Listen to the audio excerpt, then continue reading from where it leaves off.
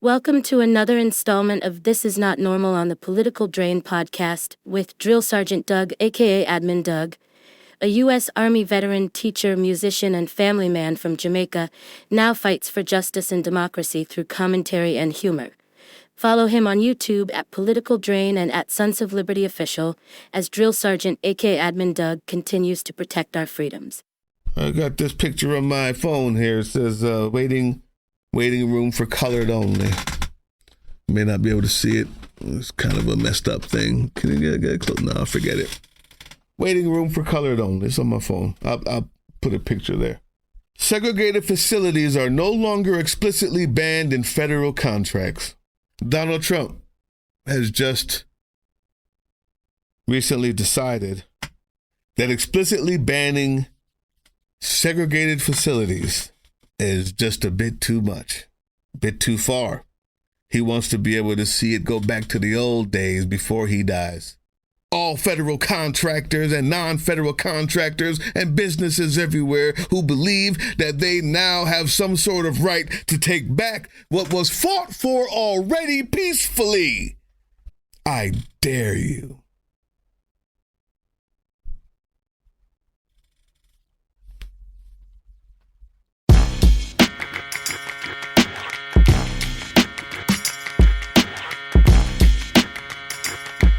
Good and decent people of YouTube. I don't know if you saw my my first video of the day. These aren't pre-planned. Well, I had them in my head that I wanted to do, but there's a lot going on. There's a lot going on. The Resistance has an update. Watch that first. It should be up before this. This is my turn to I just want to speak to you. There's going to be some racial issues, so if that triggers you, you can leave now. This is something that I think is so important. I wanted to give it its own show. This Tuesday, we were speaking with some absolutely amazing members of 5051 who are working on veterans topics, veterans issues in that organization. They have some dates coming up. D-Day comes to mind.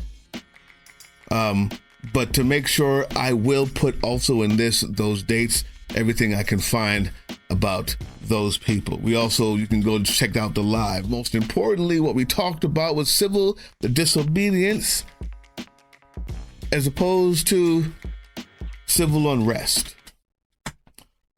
Marching in the streets, protesting, holding up signs, bullhorns, standing on the sidewalk, getting the permits. This is civil unrest. We need sustained civil unrest. Boycotts. Economic pressure through civil unrest.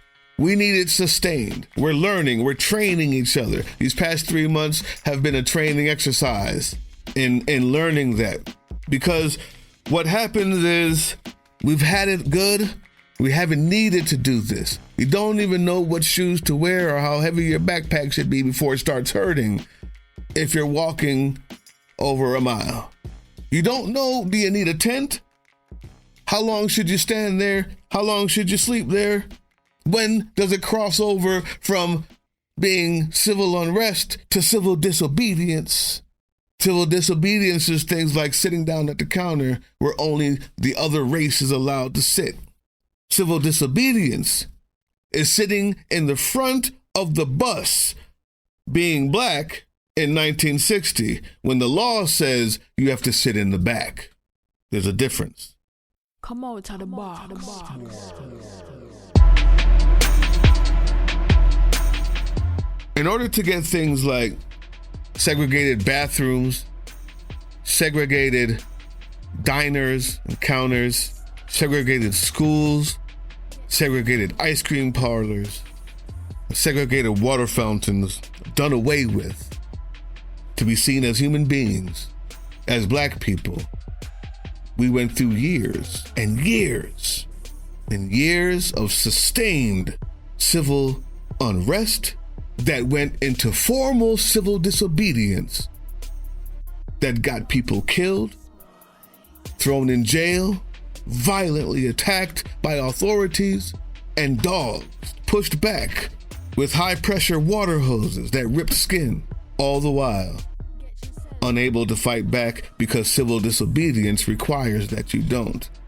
Then there were those who decided that they would use the Second Amendment to their advantage. They were called the Black Panthers, and they policed their own areas.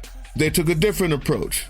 But through the Black Panthers, you get things like Thanksgiving Day giveaways. Through the Black Panthers, the United States government has things like free lunch programs that came through them.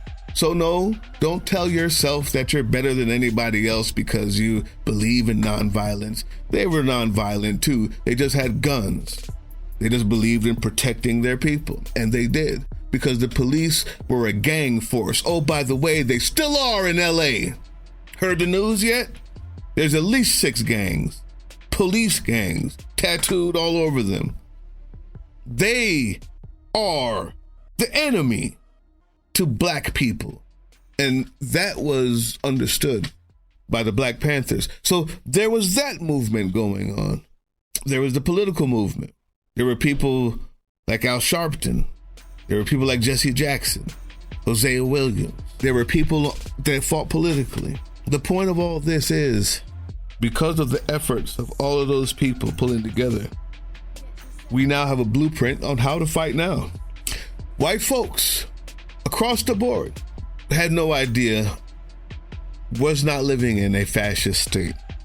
Black people, that is the definition of fascism. Being told what to do, what to wear, where to go, when to go, inability to have rights, have rights taken away from you without worry, being thrown in jail with no due process, never expecting a fair jury trial, death around the corner because of a whistle or a bad look. That is fascism. We were there because of our efforts. Things like the right to vote for all women were joined in by Black women because before that happened, they were getting nowhere. The gay pride struggle. Not to say Stonewall didn't change a lot, but it was the civil rights movements, the laws, and those lawyers that got it to even where it is today. Ask the ACLU. And being taken away from, by the way. I say all that to say is, we've been there, we won it, and we've been living in the fruits of that labor, eating them. And they were sweet. I got this picture on my phone here. It says, waiting room for colored only. You may not be able to see it. It's kind of a messed up thing. Can you get close? No, forget it. Waiting room for colored only. It's on my phone. I'll put a picture there. Segregated facilities are no longer explicitly banned in federal contracts. Donald Trump has just recently decided that explicitly banning segregated facilities is just a bit too much, a bit too far. He wants to be able to see it go back to the old days before he dies. I say all I said in the beginning to say this. Here's where you may want to dip out if you're not prepared for the truth. As a veteran, my vow is to uphold the Constitution, to defend it against enemies, foreign and domestic. I have no problem fighting in the streets peacefully, no problem with civil disobedience in the defense of democracy and humanity, the social contract between citizen and leadership. As a Black person, the fight for segregated bathrooms, Black-only water fountains, and countertops, we've already done that. This is for white people to be peaceful. This is for white people to give their turn of the bus boycott. their 381-day-long bus boycott, their 10, 15, 20-year-long fight and peaceful protest and beatdowns. We've already won it. So if I find one of those signs in your building, too late, you don't go backwards. For black people, I'm assuming I'm not the only one, it would behoove you, all federal contractors and non-federal contractors and businesses everywhere who believe that they now have some sort of right to take back what was fought for already peacefully, as well as warned by the Black Panthers not so peacefully. I dare you.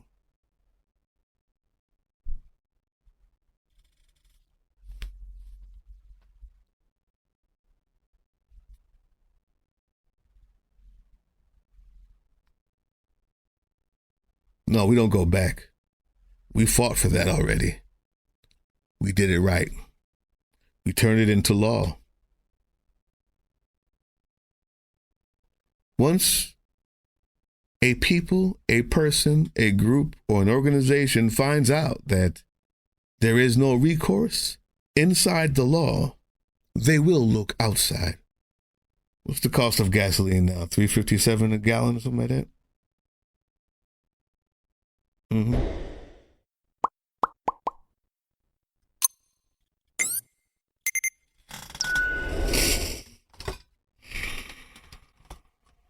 Yep. Just about $3.57 a gallon. Follow us on all these things you see here, and our link tree is in the description. Maybe even get some merch.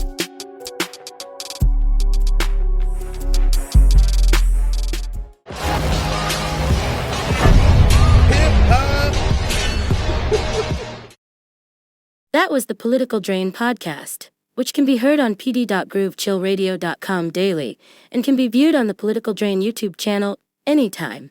Once again, thank you for listening to Groove Chill as we resist fascism in any form, pursue democracy, peace, and love.